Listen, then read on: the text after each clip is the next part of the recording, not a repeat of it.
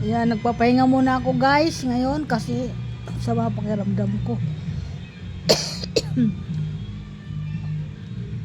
Sumama ang pakiramdam ko talaga at ito papahinga ako dito sa baba.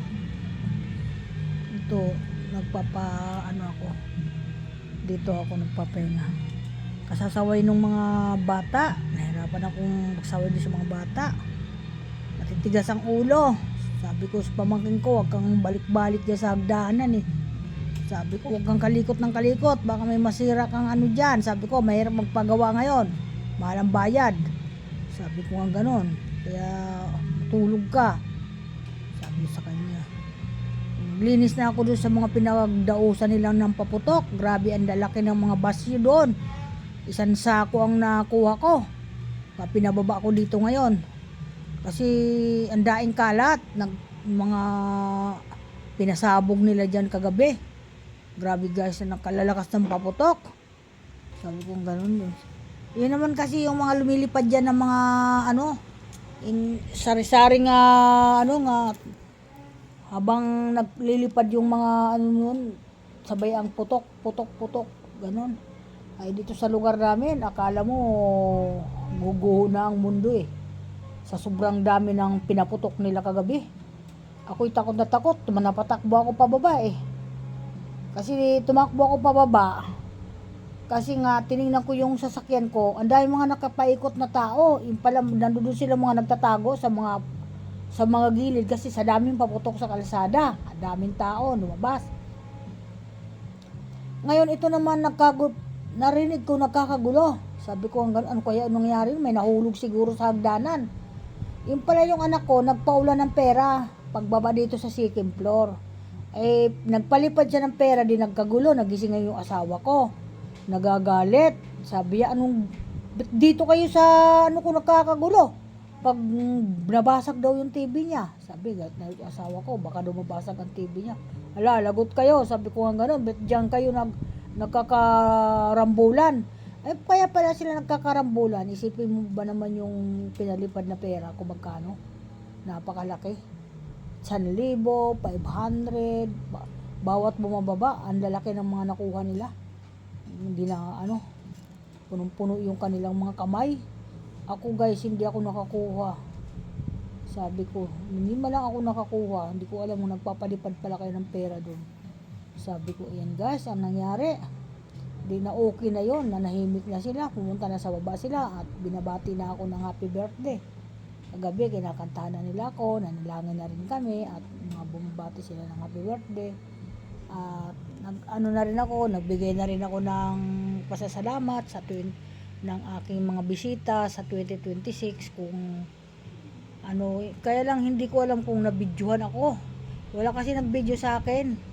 Kasi lito na rin ako kagabi dahil sa nervyos ko doon sa mga malalakas na paputok. So yun na nangyari, tapos na ngayon, tapos na kumain. Bigla ba naman umakyat na naman yung anak ko na si Lani sa taas sa may second floor. Ngayon, hindi naman din alam ng mga tao sa baba na magpapaulan din talaga ng pera doon. Sabi ko gano'n. Di biglang bumagsak yung pera. Ang dami, alam mo ba nangyari? Nagkanda sub talaga sila. Pating ang pinoprotektahan ko doon kagabi, yung speaker, hasta yung motor dyan nung nangupahan sa akin. Eh baka mamaya tumumba ba, madamage. Sabi ko, huwag kayong makulit. Sabi ko nga gano'n, bakit dito kayo nagdadambahan sa tabi ng mga halaman ko sa gilid ng bahay ko? Kawawa talaga sila mga guys. Yung apo ko natumba nga po sa sobra ng nagdambulan sila sa pera eh. Magkano ba naman yung pinalipad? Hindi ko alam kung 15,000 ba o 10,000 nagpalipad dito sa baba. Eh sino ba naman hindi magkakagulo eh, sa dami yun. Pero ang dami niya ng mga nakuha eh. Pati nga kapitbahay namin na nakirapagrambola na rin eh. Sabi ko hanggang sinubukan ko kasi kumuha, hindi ko kaya, sumakit ang braso ko.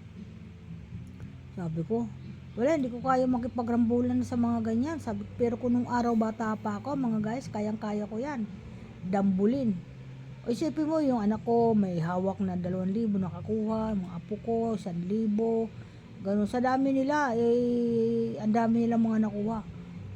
Ayun na nangyari. Alam mo, bilib talaga ako sa mga mata nila kahit hindi masyado maliwanag. Nakuha pa nila talagang sa erin talaga yung mga nilaglag na pera dyan. Wala talaga naligaw kahit saan. Naglaglagan ng pera talaga. Ganun talaga yung anak ko na yon. Taon-taon ginagawa niya yan, nagpapalipad ng pera. Ang ibig sabihin nun, swerte kasi yun yung mga ganun. Pag nagpalipad ka daw ng pera, nagpaulan ka ng pera, pagpasok ng taon, 2026, alam mo, 2026, ang pera ay magaang lang sa'yo. Yun. Pero naghihirap ka pa din maghanap dyan. Pero magaang lang lumapit sa'yo. Ganun po ang ibig sabihin. Kaya guys, maganda po yon. Kaya ang ginawa ko naman, dinampot ko naman yung tigba 20 ko doon, nilagay doon sa may prutasan ko. Siguro nasa 500 ata doon. Nakihagis na rin ako, hinagis ko, nagdambulan na naman sila. 20-20 lang. Nakakatuwa nga sila eh. Ay, hindi ko na hinagis, baka magkandara pa sila, matanggalan pa sila ng mga ipin nila. Sabi ko, nakakatakot yun. Yung apo ko ang isa, umiiyak na eh. Nadambahan siya ng mga umaagaw eh.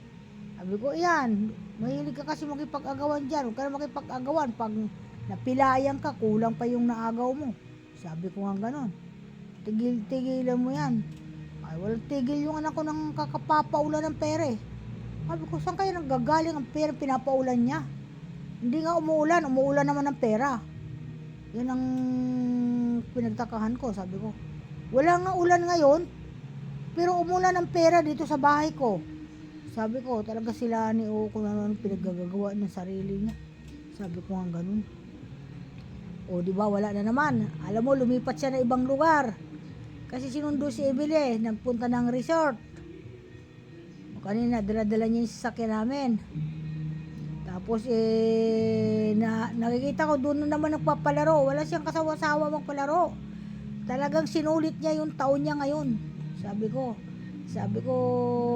hayaan mo lang siya kasi ang inukol din niya 1 taon para mapagod siya at maghanap ng kanyang pampaligaya sa kanyang buhay. Yan, hinayaan ko lang yan kasi maganda nga daw yung ganyan dahil natutuwa yung tao na nakakuha sila ng pera, di siyempre yung blessing sa kanya, hindi na siya nahihirapan. Ano yan? Ano, tinanggal mo na yung prutas? Naubos mo? Nasira? Baka kinain mo ng kinain yung mga chocolate. Masubrahan ka, di ka bahala ka sa buhay mo. Okay, thank you. Welcome to my vlog. Maraming salamat. Nakahiga lang ako dito, nagbablog kasi napagod ako, masama pakiramdam ko. Thank you so much sa mga follower. Huling bate. Happy New Year po. Huling-huli na. Hapon na. Di ano na tayo? 2026 na. Mabilis lang naman ang panahon. Mga ilang kimbot lang eh. Lumalapit na naman ang Pasko natin. O, Valentine's, di ba? Valentine's, Mother's Day, yun yung mga ganun. Ang galing nga ng panahon natin, ng mundo natin, yung mga ganun bagay. Sunod-sunod. Pag lumagpas na yun, di ba? Malapit na. Okay, thank you. Welcome to my vlog. Maraming salamat. Happy New Year po sa lahat ng mga tao. Tapos na po New Year natin. Thank you so much. Huli na po pagbati ko ito. Maraming salamat at maraming salamat sa Panginoon at nabigyan mo na naman kami ng kasiyahan na maganda-ganda. Na maganda, hindi lang maganda-ganda, na maganda talaga. Na pagsalubong ng 2026. Yan po, ako po yung natutuwa dahil masisigla naman yung aking mga anak. Thank you, maraming salamat. Bye-bye.